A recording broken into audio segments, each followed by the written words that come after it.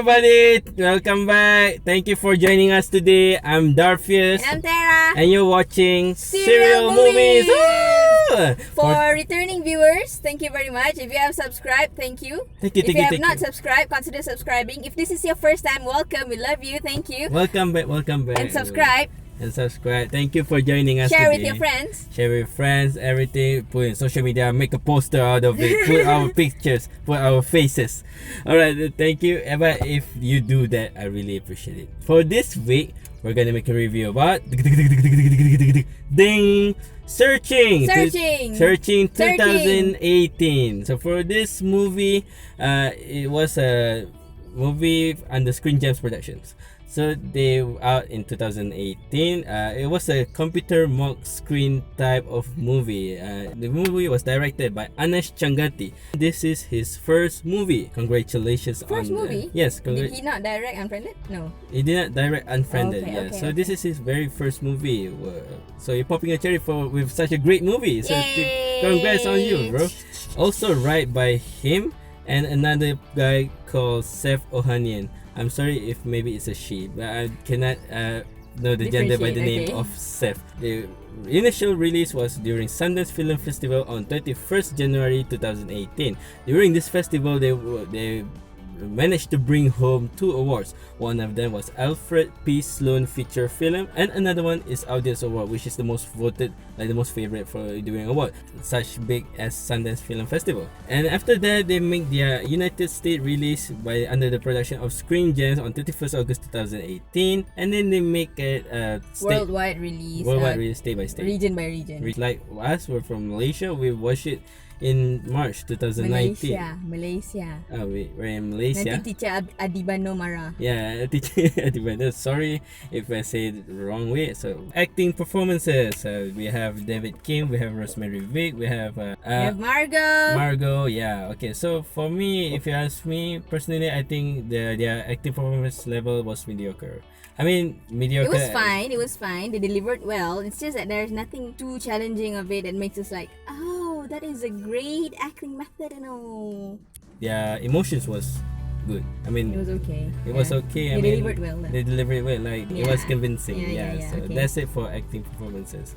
Okay, so let's get to what is it about. So this movie is about a guy named David Kim who had his daughter missing. So you can see like mostly what happens in the movie. These 2 characters, David Kim and Rosemary Vick, plays big part of it. Why I say that? Because like the investigation was trying to find Margot Robbie. Sorry about that. Margot Kim disappearances. Margot Robbie wasn't lost. When it's on the cops' side, every time they make the investigation, they hit dead end.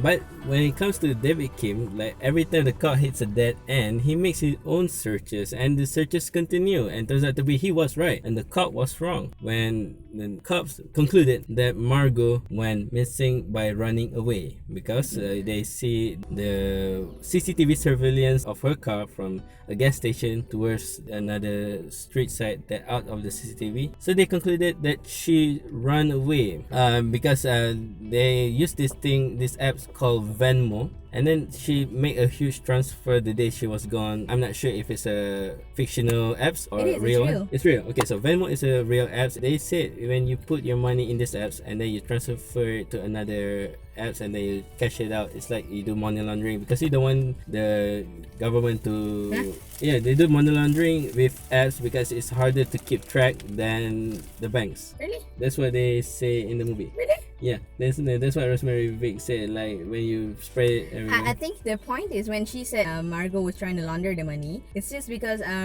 she don't want to be caught by her dad. She doesn't want to be caught by her dad, but she said this is the same way that some people use for money laundering. Like he transferred to another account and then she deactivates the account and it's just a dead end. So that's what they say. It's like a concept of money laundering.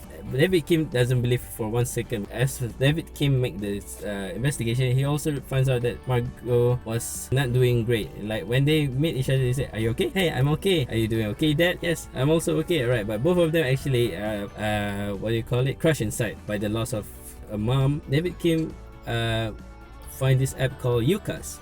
In that app, David Kim finds out that she come to this place often, and when he look for the address, Lake Barbosa. It matches with the route that the daughter leads to nowhere. By his own investigation, he found the lake and he finds the car. Rosemary somehow manages to threaten one of these ex-convicts to make a confessional video confessing that he's the one who abducted and killed Margot Kim. That's one of the part where they became really considering that he lost his daughter forever. He called the office and then asked for Rosemary Vick, and the lady at the office said, "Oh no, she wasn't assigned to the case. She volunteered." And it clicks, and David came and says that, "Oh, why would she volunteer?" She also mentioned something that she would do anything for the child. Even if the child is wrong, she would have just take the blame. So it clicks in him. Rosemary Vick's son used to be one of the followers of Margot, her UCAS vlog. She was there under the alias name of Fish and Chips. She has a dying mother, so Margot gives him out $2,500,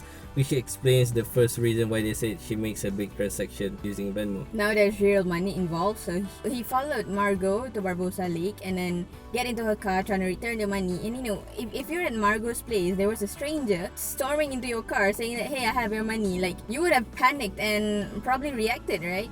So that's what happened. And then he panicked. He called his mom. He said, "Mom, shit, I've done something wrong. I probably have killed this person. What should I do?" And then the mom said, "It's okay, son. I got this." And the whole plan starts. So how do we feel about it? So I really like the way they make the movie, like they display the movie with the screen of the laptop screen. You know, like because to be fair, when I came to the cinema, I was came with zero expectation because I didn't get a clue of anything of the movie. Like when we go to the cinema, we watch it searching. So when we get to the cinema, like when I see the computer screen, I feel like I be pranked, you know, because they show a computer screen. This is a malfunction problem, but turns out to be the whole movie was a computer screen. So I really, if you say how I feel, I really like the movie. I mean, I really like it the way they displayed it with the computer screen. I like they show the conversation, like it doesn't look lame. I expect the worst when I see the computer screen. I mean, how do you gonna do that? I mean, how do you gonna? It looks like, oh, it's gonna be a lame movie, but it's not. It's cool for me. I love it because it's fresh for me. I've never watched Unfriended, a similar type of movie using a mock computer screen. I like the movie because it's fresh, it's new, and I think the combination of the way they tell the story through the mock computer screen and also a good storyline like comes to me as a punch in the face because I didn't expect Rosemary Vick to be the culprit at first. But yeah, I like it the fact that they put some clues at the beginning. But I didn't expect it to be a movie that we have to solve in the end. So I don't take note of the clues at the beginning of the movie. It's a combination of the way they tell the story and also the storyline itself makes it a good movie for me. Now it's time for Seriously. Let's have a look. Seriously for this week. For the Spanish, French, Russian, German, Portuguese, and Italian versions of the movie, every TV/phone/computer screen was recreated in its respective languages, as well as every typing sequence, keystroke by keystroke. During the very first Facebook scene, there appears the name of Laura Barnes. She's a character from Unfriended 2014, a movie that also took place on a mock computer screen. Even though it took 2 years to make the prep, editing, and animating process, the film took only 13 days to shoot.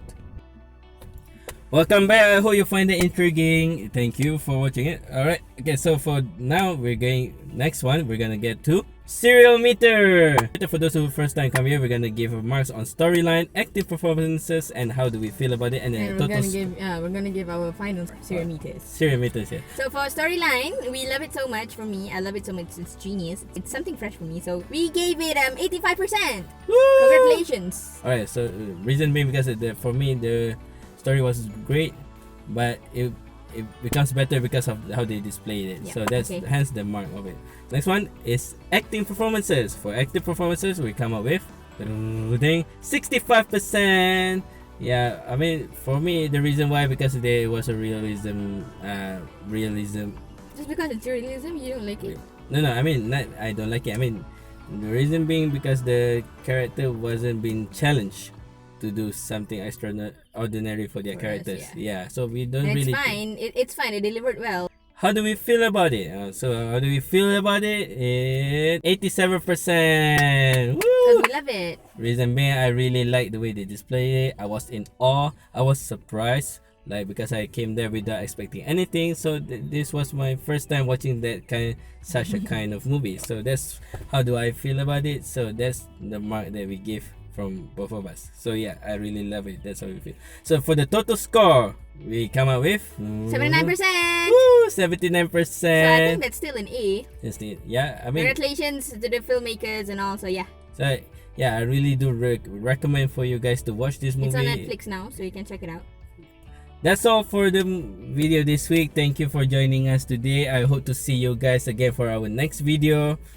And for those of you who like this video, please I do hope you hit like and subscribe. If you have anything do you want us to improve, or you have any thoughts, any given thoughts, just leave it under the comments below. Do follow us on social media. Find us on Twitter and Instagram under Serial Movies, and also I'll just plug in our personal Instagram and Twitter so you can look for us, catch us on the street or something. Anyways, it's December, it's movie season. Be mindful, be respectful, turn off your phones, don't record and then post it on social media. Don't let, even if you watched it, don't spoil it for other people who haven't watched it, because it's an amazing experience if you come in with zero expectation. So we will be able to enjoy the movie better. Don't post spoilers, don't do it. People watches Instagram and Twitter all the time. Don't do it. Be respectful. Munch your popcorn silently. If you have a child, turn them to silent mode. And that's all. Thank you very much for watching. I'll see you next time. Adios amigos.